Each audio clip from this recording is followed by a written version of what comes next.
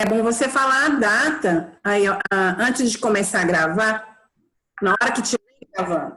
Tá gravando, né? Então, tá bom. Gente, então eu preparei uma revisão, né, pra gente fazer hoje. E essa revisão, ela tá bem baseada no estudo dirigido, né? Talvez a gente assusta um pouco, porque tem muito tempo que a gente viu essa matéria, né? Mas à medida que a gente vai relendo os materiais, a gente vai relembrando. É claro que eu sei que são muitos testes, né? Então, assim, a gente tem que ter uma noção geral dos testes. Teve aqueles que a gente aprofundou, como o TIG, né? Entre outros, mas alguns a gente ainda não aprofundou. Então, a gente só tem uma ideia, assim, mais geral, né? A respeito do teste, tá? Então, assim, eu entendo que gere dúvidas mesmo. Às vezes o material fica aparecendo muito, porque geralmente tem a apostila, né, com capítulos sobre o tema, que ela é bem tranquila, porque ela é em tópicos, e geralmente tem o PowerPoint. Então, assim, a apostila PowerPoint são bem parecidos, né, se vocês forem olhar. Eu mandei tudo, porque às vezes tem gente que prefere ler o PowerPoint, tem gente que prefere ler a apostila.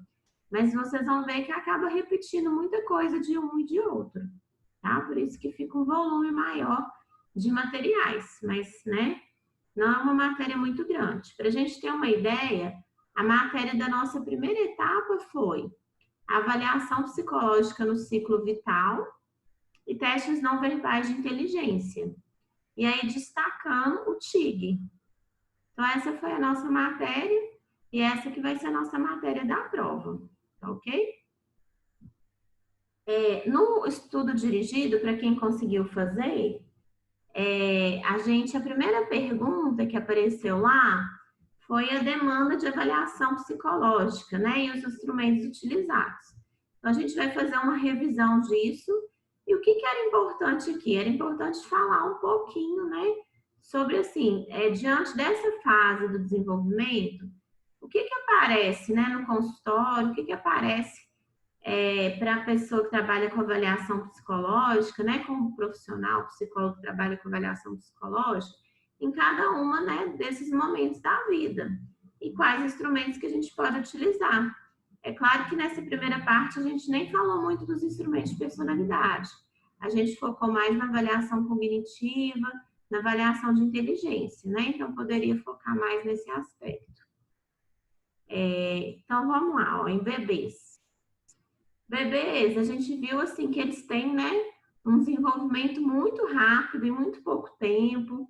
Estão ali desenvolvendo, né, tanto aspectos motores, quanto da linguagem, quanto, né, da aprendizagem. Então, é um momento assim que a gente pode triar problemas de desenvolvimento, atraso de desenvolvimento, né? Então, assim, é importante identificar esses problemas de uma forma precoce, né? Um atraso na linguagem, ou então um atraso no desenvolvimento motor, ou um atraso, né, na questão da interação social, um atraso na questão, né, de algum aspecto, assim, né, cognitivo, motor, socioemocional, tá? Então, a gente viu assim que nessa fase, além do psicólogo, tem outros profissionais que vão avaliar a criança. Então, assim, é muito comum ser uma avaliação multidisciplinar, né? Fonoaudiólogo, fisioterapeuta, principalmente se essa criança já teve um problema, assim, a mãe já teve um problema durante a gestação, já é uma criança prematura, é uma criança que teve algum problema durante o parto, é uma criança que tem uma síndrome, né, genética. Então, é muito comum, quando surge demanda de avaliação psicológica nessa fase, a criança ser avaliada por mais de um profissional. Inclusive, também isso vai acontecer lá na outra ponta, né? Lá com os idosos, né? Digamos assim, no processo de envelhecimento. Então, essas demandas podem aparecer no contexto clínico, no contexto hospitalar. E o que a gente tem de teste em relação a isso? A gente tem escalas que não são propriamente testes psicológicos. Elas são escalas de triagem, que a mais importante é a Denver, que permitem que a gente avalie, né? se a criança ela tem alguma alteração no desenvolvimento, né? Ela fornece, deixa eu tentar colocar isso aqui para sair da frente do slide. Deixa eu ver. Como é que eu faço? Eu acho que tem jeito de eu verticalizar isso. Então, ela fornece dados, né, para profissionais da área da saúde. Então, além do psicólogo, outros profissionais treinados na Denver também podem aplicá-la. Ela é válida, confiável, né? São 125 itens. E aí inclui alguns itens que a gente vai observar e outros que a gente vai perguntar para os pais, tá? Ela não é uma boa escala para fazer um diagnóstico, mas ela é uma escala boa para a gente fazer uma triagem, né? Caso essa triagem apareça alguma coisa, aí a gente vai fazer uma avaliação mais específica para poder fazer o diagnóstico. Então, ela seria, assim, o primeiro passo da avaliação, tá? Aí ela avalia o desenvolvimento em quatro setores, digamos assim. Motor amplo, motor fino adaptativo, pessoal, social e linguagem. Então, eu acho muito interessante aplicar a Denver com o fonoaudiólogo e com o fisioterapeuta.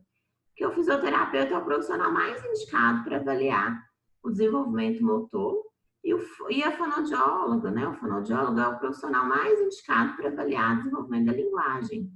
E nós entramos muito com essa parte do pessoal social. A gente pode aplicar ela? Pode. Só que é interessante a gente ter essa equipe multidisciplinar, se for possível, tá? Fica uma avaliação muito bem feita, tá? A segunda escala que é importante nessa faixa etária de 0 a 2 anos é a Bayley. A Bayley chegou no Brasil, né, há um tempinho, e ela tem sido muito utilizada no caso de suspeita de autismo. Ela é maior ainda que a Denver, 326 itens. E também tem subescalas, que são a escala cognitiva, a escala motora e a escala da linguagem. Na escala motora, divide, né, em motora fina e motora ampla. E na escala da linguagem, divide em expressiva, né, o quanto que a criança consegue se expressar, e na receptiva, que seria a compreensão da criança, né? Então, é um instrumento muito interessante, usado no mundo inteiro, considerado, assim, padrão ouro. Quando a gente fala em padrão ouro, é aquele instrumento, assim, que é top de linha para a gente avaliar, tá? É considerado, assim, o melhor, a referência na área, né, para aquela idade, tá? Então, tem muitas pesquisas, né, utilizando esse instrumento, e como eu falei, está sendo muito utilizado nos casos de suspeita de autismo, tá? Então, também é uma escala aí que é usada, pode ser usada de 0 a 2 anos. Depois dos bebês, né, gente, vem a primeira infância ali, até, assim, período considerado aí pré-escolar, né? Que a criança ali também está desenvolvendo a mil, né? Está desenvolvendo todos os aspectos, né? Cognitivo, motor, né? Da linguagem, social, emocional. Então, assim, continua sendo um desafio, né? Avaliar a criança dessa idade. Mas já é um pouquinho mais fácil que avaliar o bebê, né? O bebê, a gente praticamente observa o comportamento e faz entrevista com os pais. A criança pré-escolar, geralmente a gente, além de fazer isso, a gente também consegue conversar com a criança, que a criança já tem uma linguagem, né? Então, é possível a gente fazer perguntas para a criança fazer desenhos, né? Muitas vezes essa criança, apesar da gente chamar de pré-escolar, já frequenta uma creche, uma escola, é possível a gente conversar com os professores para saber como que está o desenvolvimento dela nesse ambiente. Então, já é uma avaliação psicológica mais completa. E nos últimos 5 anos, eu diria, que ganhou... Antes, a gente só praticamente fazia avaliação de criança a partir de 6 anos, né, em fase escolar, porque não tinha instrumento, era muito difícil avaliar a criança pré-escolar, por falta de instrumento, e às vezes por até achar que não era tão importante, né?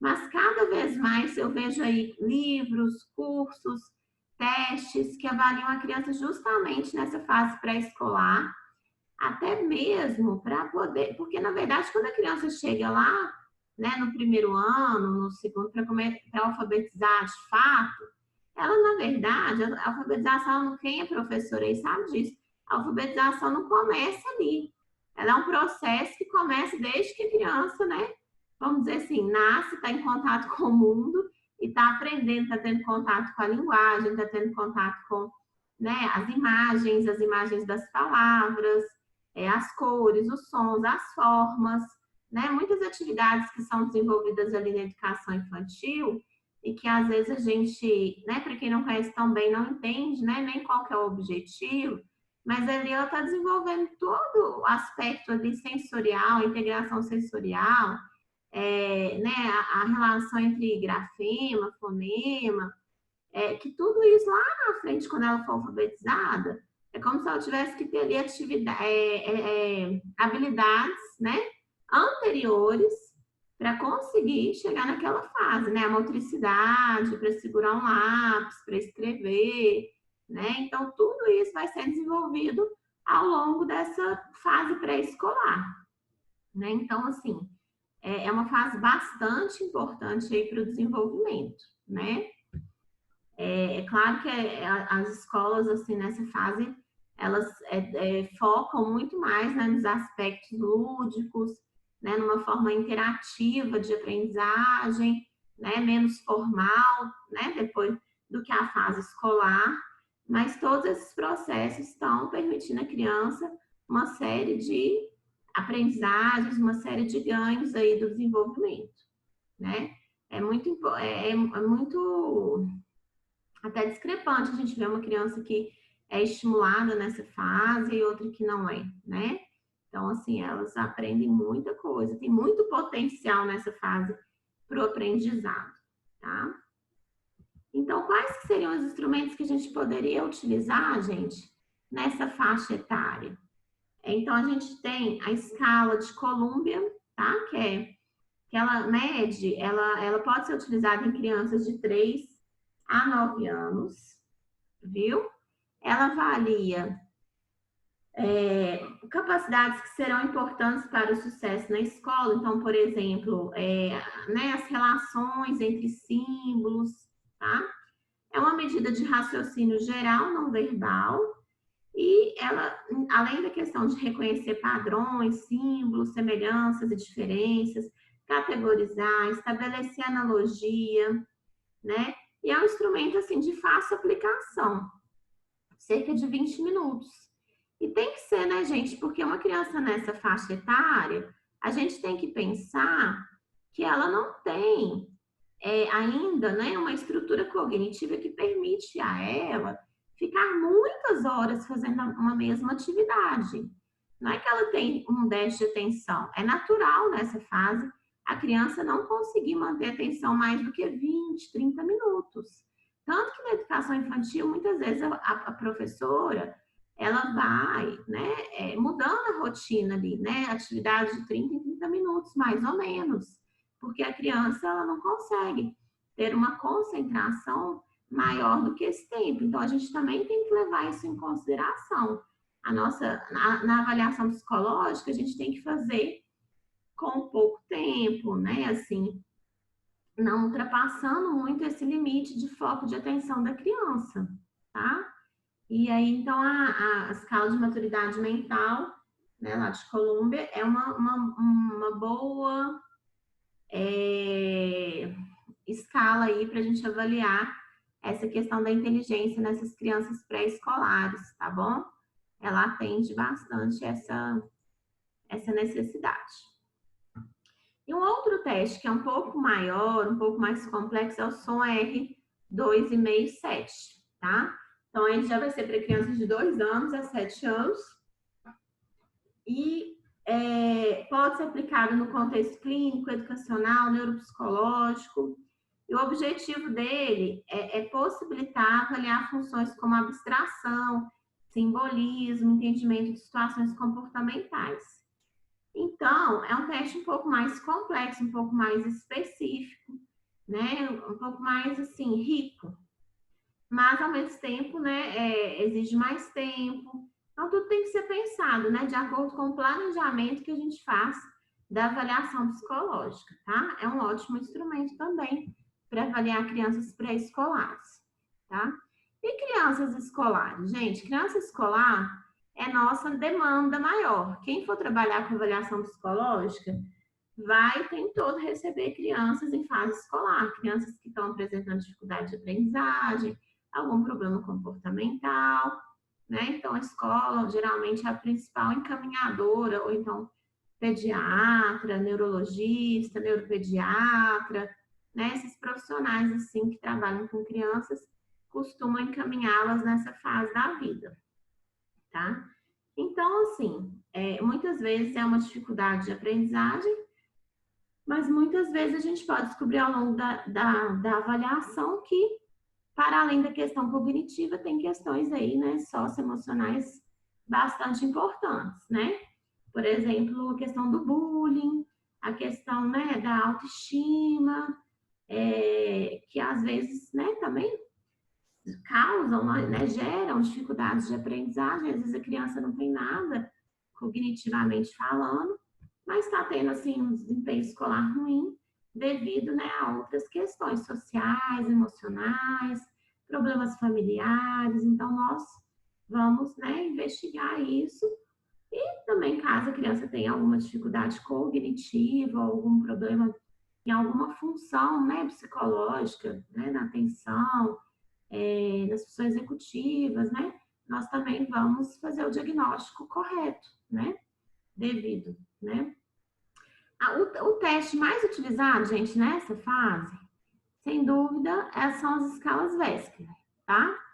E aí vocês não precisam ficar preocupados que a nossa próxima matéria vai ser só escala Wechsler. Então a gente vai ver muita coisa das escalas Wechsler, a gente vai aprofundar. Por hora, o que vocês precisam saber é que ela pode ser aplicada aí, né?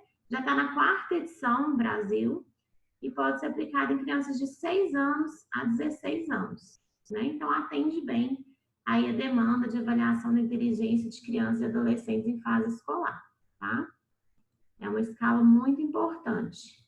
O teste do desenho da figura humana, que, assim, é um teste muito mais simples, né, do que o VISC, mas ele também tem sua importância, pode ser aplicado em crianças de 5 a 12 anos. Ele, assim, ele permite também, né, a gente avaliar a dificuldade de aprendizagem, déficit de atenção e outras dificuldades do desenvolvimento. E a parte mais importante dele, gente, é que, de fato, ele é muito fácil de aplicar, muito rápido. Então, assim, essa é uma vantagem, né? O VISC, ele leva mais ou menos assim, quase 2 horas. Geralmente a gente tem que fazer 2 sessões com a criança ou mais, né? Então, o teste de desenho humano é praticamente só pedir a criança para desenhar, né, uma figura humana. Então, é um teste assim, que dá para aplicar em muitos contextos, quando você não tem recurso, né? Então, assim, já permite uma primeira avaliação ali geral, né, das questões cognitivas da criança, tá? E tem um outro teste da figura humana que se chama escala Sisto, que também é indicado para crianças de 5 a 10 anos, só que ele tem outras normas, é diferente do desenho da figura humana. Então, tem o desenho da figura humana que a gente viu e esse desenho da figura humana. Os dois utilizam a mesma técnica, mas tem formas de avaliação diferentes, né? Aí, todos esses critérios estão no manual do teste, né? Então, quando a gente aplicar, a gente tem que corrigir de acordo com esses critérios do manual, tá? E aí, ele se relaciona com o fator G, né? A operatoriedade, que é um conceito do PAG, e a aprendizagem escolar. Então, por isso que é um teste importante também. Igual, por exemplo, ele é um teste, assim, que às vezes a gente tenta aplicar o VISC uma criança que tem tantas dificuldades que às vezes ela não consegue fazer algumas tarefas do VISC. Isso pode acontecer. Então, às vezes, a gente vai usar outro instrumento que a criança consiga realizar, né? Uma criança com uma deficiência neurológica muito intensa, com uma dificuldade motora muito intensa, com uma dificuldade visual, de linguagem, né? Então, isso pode dificultar o processo de avaliação psicológica, tá? E a gente tem que usar um pouco, assim, da criatividade também para buscar recursos, instrumentos que vão nos auxiliar, tá? E adolescente, gente? O adolescente, geralmente, ele vem também fazer avaliação psicológica, mas também, né, tá relacionado aí, assim, muitos quadros com problemas já de ordem emocional, né? A gente tem atendido cada vez mais adolescentes com depressão, ansiedade, né? Problemas como automutilação, ideação suicida, né? Então, já é um campo aí que, claro que continua sendo importante a avaliação da inteligência, mas já começam a surgir outras questões que a gente também tem que ficar de olho e avaliar, tá? Então, porque é um período, né, de mudanças muito intensas, vocês estudaram aí a questão da adolescência, né, no desenvolvimento. Então, a gente tem que avaliar todos esses aspectos do desenvolvimento e as vastas mudanças que tem nessa fase, tá? Então, vamos lá. Aí, em termos de teste, que teste que a gente pode utilizar? O VISC, quando é um adolescente aí, né, assim, de 12 a 16 anos, então a gente pode usar o VISC.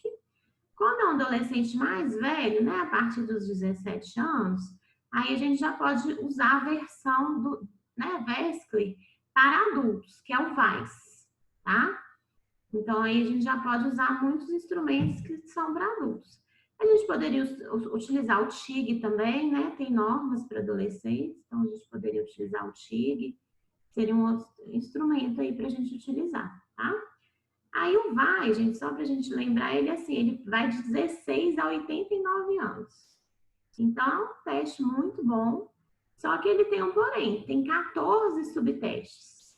Também é um teste que demora aí 2 horas para ser aplicado. Então, o adolescente não é assim, tão motivado, tão, né, muitas vezes, né, tá ali, né, porque a família levou, a contragosto, já manifesta mais a sua vontade, a sua rebeldia, e às vezes não está motivado para realizar a tarefa, não. Então, às vezes, vale a pena a gente substituir o VAIS pelo VASE. O VASE é a versão abreviada das escalas VESCLI, são só 4 subtestes. Então, às vezes, um idoso mais comprometido, também a gente usa o VASE. Então, é uma alternativa que a gente tem aí por causa dessa característica do adolescente, tá? Se for possível aplicar o VAS, ótimo, né? Vai ser uma avaliação mais completa e tudo, mas o VAS também é uma boa medida, assim, da capacidade cognitiva, tá?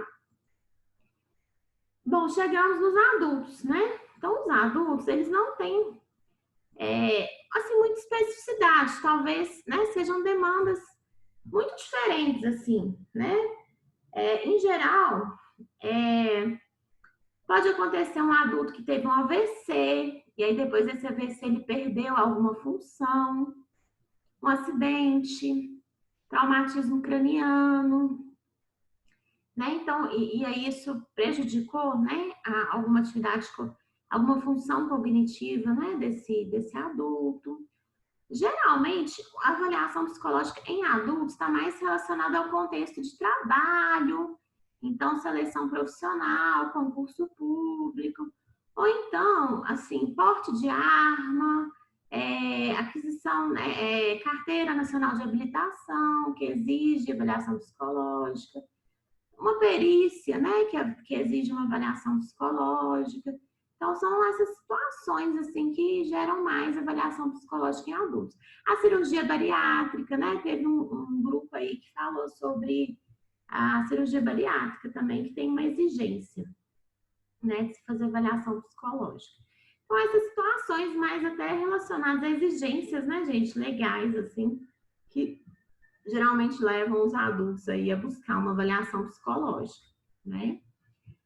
Então, assim, e é mais comum até a gente avaliar a personalidade do que a inteligência nessa fase adulta, né? Bem mais comum.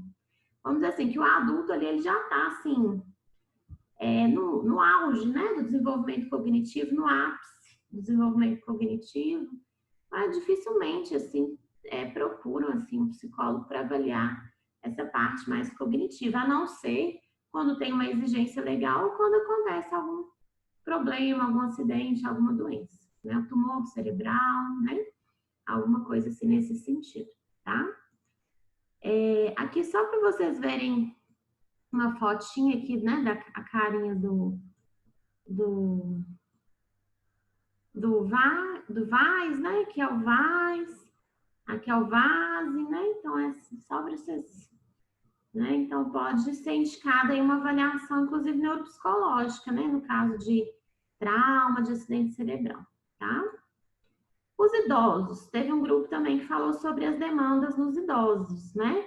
Os idosos já estão numa fase da vida aí que eles estão, assim, né? Hoje em dia tem cada vez idosos mais vivendo com qualidade de vida, se cuidando, mas a gente sabe que há um declínio aí, né? Da atividade cognitiva, da função cognitiva e às vezes até patológico, né? Com presença de quadros demenciais e outros problemas aí neurológicos de saúde, tá? Então, gente, tô parecendo aqui que falta 10 minutos. Perda de memória é muito comum, né? Trazer o idoso para o consultório, alguma dificuldade de organização, da rotina, aí os familiares já começam a se preocupar, algum nível de dependência, né? Então, é muito comum estar relacionado aí a doenças, né? O mal de Alzheimer, outros tipos de demência, lesão também neurológica pós-AVC, né? Derrame ou isquemia, né? Situações desse tipo também comprometem, né?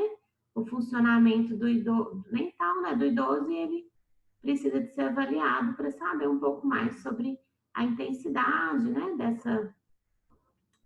Desse comprometimento, em que áreas, e aí receber a reabilitação necessária, né? Ou suportes, né? De vida ali, né? De cuidadores, etc. Tá? Então, olha, são muitos testes mesmo, porque aí a gente já vai avaliar funções específicas. Então, tem vários tipos de teste de memória, tem vários tipos de teste de funções executivas. Então, só para a gente saber, são duas áreas que são mais avaliadas nos idosos: memória e funções executivas, tá? E aí, para memória, tem vários tipos de teste, e para funções executivas, tem vários tipos de teste. Provavelmente vocês devem ter visto algum desses instrumentos quando vocês fizeram neuropsicologia, né? O VAIS pode ser aplicado, mas igual eu falei, igual no adolescente, às vezes o VAIS vai ser muito longo e muito cansativo. Então, às vezes a gente prefere utilizar a versão abreviada, que é o VASE. Tá? Lembrando que a nossa próxima matéria é sobre escalas Wechsler. Então, a gente vai ver o VISC, o VAIS e a VASE, tá? Então, não se nos preocupar tanto, tá bem? Então, o que vocês precisam saber nesse momento, assim, quais são as demandas do idoso, igual eu acabei de falar, e que é avaliado principalmente na inteligência, memória e avaliação de atenção e funções executivas. E aí tem vários instrumentos disponíveis. Eu sei que não dá para decorar e saber de cor todos, né? O importante é saber quais áreas que são mais afetadas, tá? Aí o VAIS, né, que eu falei, e o Raven também, aquele que a gente viu, né? Pode ser aplicado também para idosos. Inclusive, dependendo do comprometimento, a gente aplica até a versão colorida, né? Que é para criança, a gente adapta aí para os idosos. Né? Então, assim, a gente tem que considerar se o idoso é alfabetizado, né? Muitas vezes a gente vai atender idosos que têm nenhuma ou pouquíssimos anos de escolaridade, né?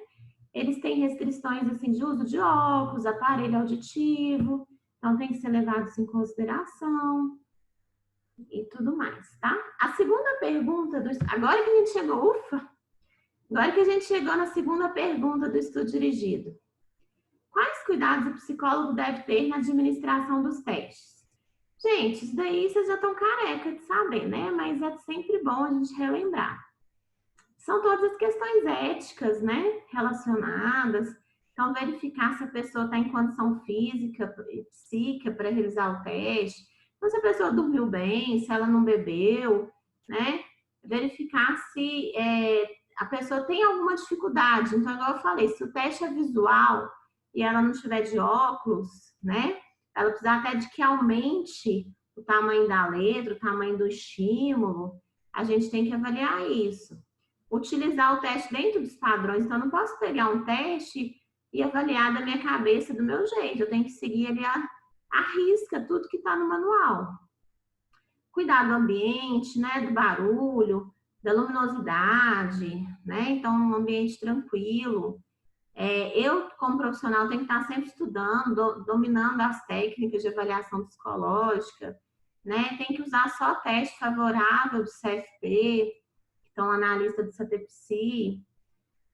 Só usar instrumentos que eu estou qualificada, né? Às vezes eu sou uma excelente profissional, mas tem um teste ali que eu nunca usei. Então, até eu que tenho experiência, que faço avaliação, tenho que estudar aquele instrumento específico, né?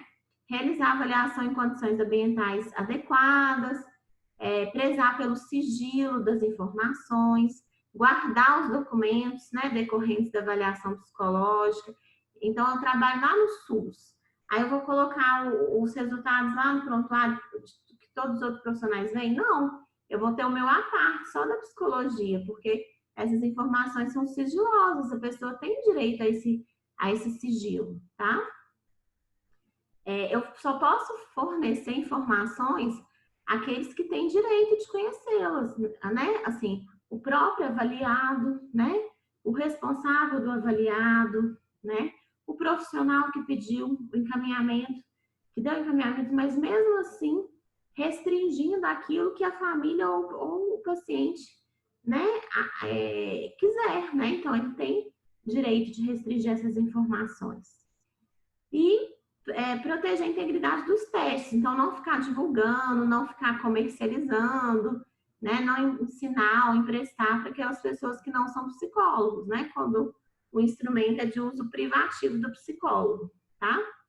Essa terceira pergunta, gente, era os diversos tipos de inteligência. Então, tá lá naquela tabela, tá? Tá na apostila aí. Tem inteligência fluida, que é uma das mais importantes, né? Que é aquela inteligência que só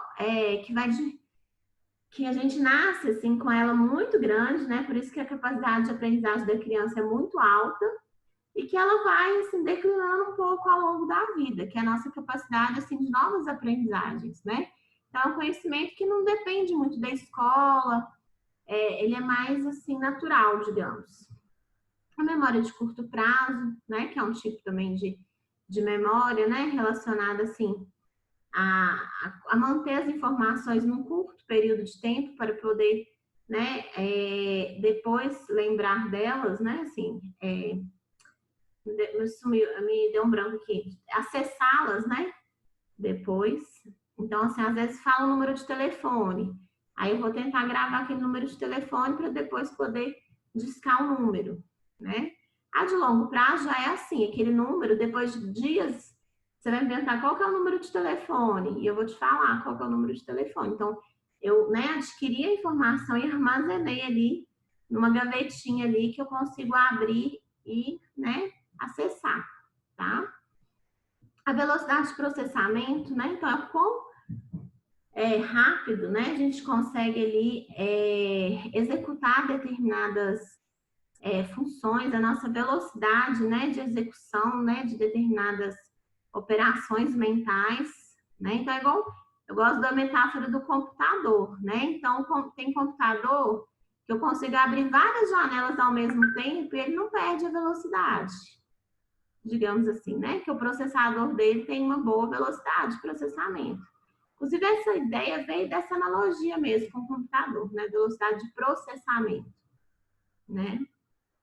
A rapidez de decisão, né? Então, além tem vários testes que tem tempo. E aí, nesse tempo, a gente consegue perceber se a pessoa consegue cometer menos erros, mesmo quando está contando o tempo, né? Então, está ali relacionado aí a velocidade de processamento e também rapidez de decisão. A inteligência cristalizada, né? Então, já é aquela inteligência que a gente vai adquirindo ao longo da vida, né? A escola, né, também ajuda, as leituras, todas as experiências, né? Então é uma coisa muito mais cultural. E aí é assim, ela aumenta ao longo do tempo, né? Então, o idoso, vamos dizer assim, tem uma inteligência cristalizada maior do que uma criança. apesar de ter uma inteligência fluida menor, assim, com menos potencial, né? Então, é a sabedoria, né? Aquilo que a gente vai adquirindo ali ao longo da vida, né?